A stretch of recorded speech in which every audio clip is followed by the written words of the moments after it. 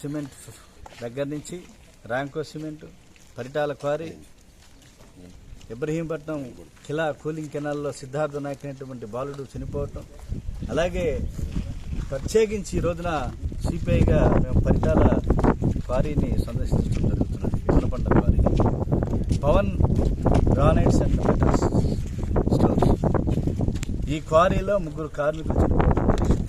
July 16వ తేదీన సంఘటన జరిగితే ఆ 16వ తేదీన వెంటనే గనుల లేబర్ డిపార్ట్మెంటు, లేబర్ కమిషనరు వెంటనే కాంపెన్సేషన్ ఇవ్వమని చెప్పేసి నార్మ్స్ అండ్ ఫార్మ్స్ ప్రకారం, లేబర్ యాక్ట్ ప్రకారం ఒక సెక్టర్ని ఇష్యూని చేసింది.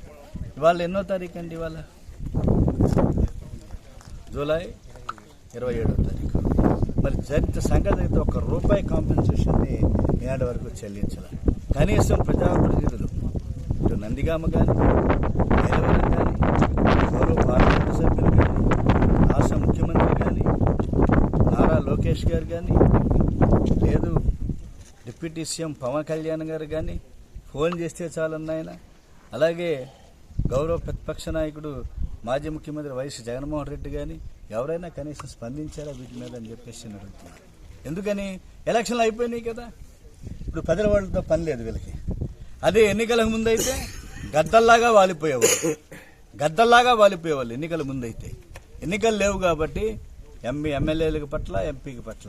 అందువల్ల కమ్యూనిస్ట్ పార్టీగా మేము నిరంతరం కార్మికుల కోసం, ప్రజల కోసం పనిచేసేటువంటి ఎర్రజెండా ఇవాళ 300 ఎకరాల్లో విస్తరించి ఉన్నటువంటి ఈ దొనబండ, అలాగే ఈ క్వారీకి సంబంధించినటువంటి కార్మికులు ఎవరైతే ఉన్నారో వాళ్ళకి ఒక ఆయనకి 12 లక్షల రూపాయలు, 93,000 రూపాయలు బీబీ నాయక్ అనే అతను, 44 సంవత్సరాల వయసు.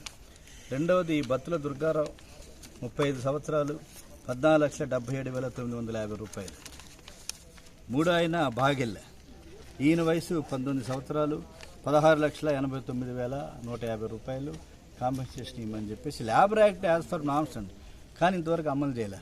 కాబట్టి ఎవరు దీనికి బాధ్యత? గనుల శాఖ ఏం చేస్తుంది? హెల్మెట్లు ఇస్తున్నారా? సేఫ్టీ మెథడ్స్ ఇస్తున్నారా? నాసి రకం జెల్టెక్స్ వాడుతున్నటువంటి పరిస్థితి.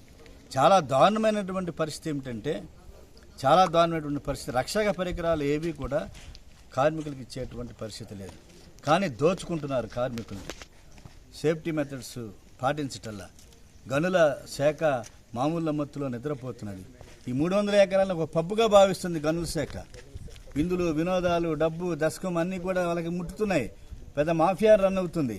99 గనులకు అనుమతి ఉంటే క్వారీలకి మరో 50 అనధికారికంగా తవ్వకాలు సాగుతున్నాయి. వెంటనే సీజ్ చేయమని చెప్పేసి మేము డిమాండ్ చేస్తున్నాం.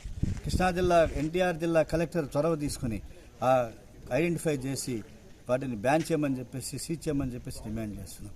అలాగే ప్రభుత్వం తన బాధ్యత, నైతిక బాధ్యతను గుర్తించి, దీంట్లో ప్రభుత్వ బాధ్యత పూర్తిగా ఉన్నది.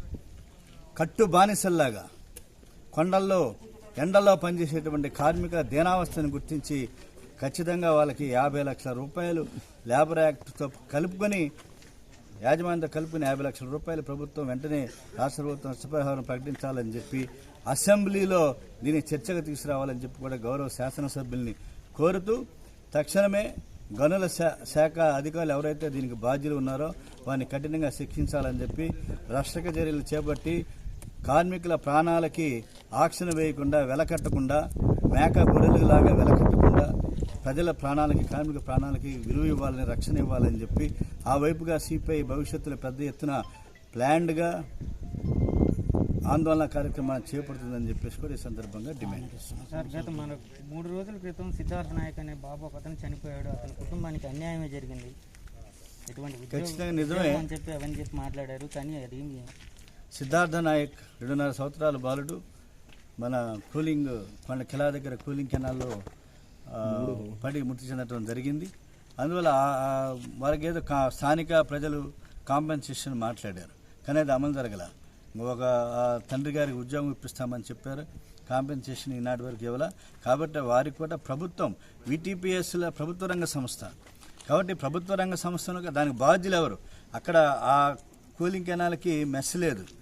మెస్ ఉంటే పసిబాలుడు నివాస ప్రాంతాల్లో అటువంటి కెనాల్ వెళ్తున్నప్పుడు మెస్ వేయాలి, ఫెన్సింగ్ వేయాలి. కానీ అదేమీ లేకుండా నిర్లక్ష్యం వహించడం వల్ల, అధికారుల నిర్లక్ష్యం వలన ఆ బాలుడు చనిపోవటం జరిగింది. అందువల్ల వెంటనే ఆ బాలుడికి నష్టపరిహారం చెల్లించాలి, 25 లక్షల రూపాయలు ఎక్స్గ్రేషియా ప్రకటించమని చెప్పేసి ఈ సందర్భంగా డిమాండ్ చేస్తున్నాం.